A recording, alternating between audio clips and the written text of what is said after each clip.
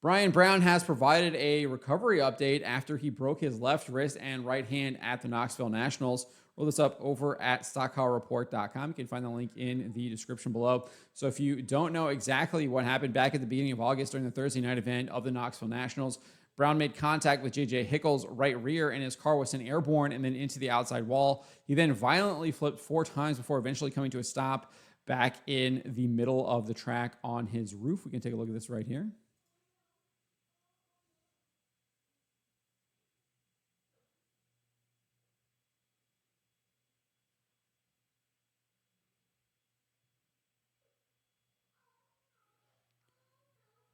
Brutal wreck right there. Obviously, it has been slowed down. So in real time, you can imagine him flipping over a lot faster. Following the wreck, his wife, Heather, Brown's wife, Heather, shared the extent of his injuries, noting one right broken hand and one left a broken wrist and a few cuts and bruises. But we have left the hospital, and obviously shared an update with his hand there, both his hands in casts. Brown attempted to compete in the Tuscarora 50 at Port Royal in the beginning of September, but shared that he wouldn't be able to get it done due to his injuries not allowing him to feel the wheel, and felt it was best for not only his safety, but his fellow competitors' safety that he pack it up and go home, despite setting quick time in qualifying. He wrote this over on X. We tried to give it a go tonight with a fractured left scaphoid bone on my left wrist. Unfortunately, I couldn't feel the wheel properly with a brace on it and felt like it was best for my safety and other competitors' safety to scratch after qualifying. I need to give my wrist a few more weeks of healing so I can compete without a brace. However, it would be more than that. Earlier this week, he shared an update that he was going to undergo surgery. And he said, last Thursday, I had my 8-week follow-up with my hand specialist to check on the healing process of the scaphoid bone in my left wrist. Unfortunately, the bone is healing very slowly, and there's still no sign of bridging.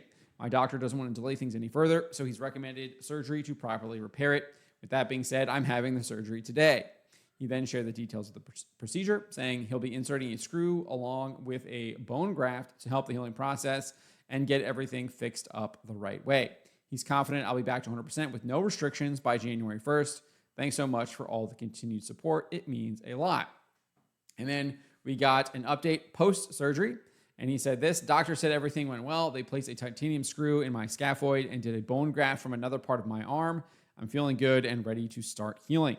Rehab begins in 9 days, and I'm locked in on recovery. Thanks for all the support. It means a lot. Onwards and upwards. So that is your recovery update on Brian Brown.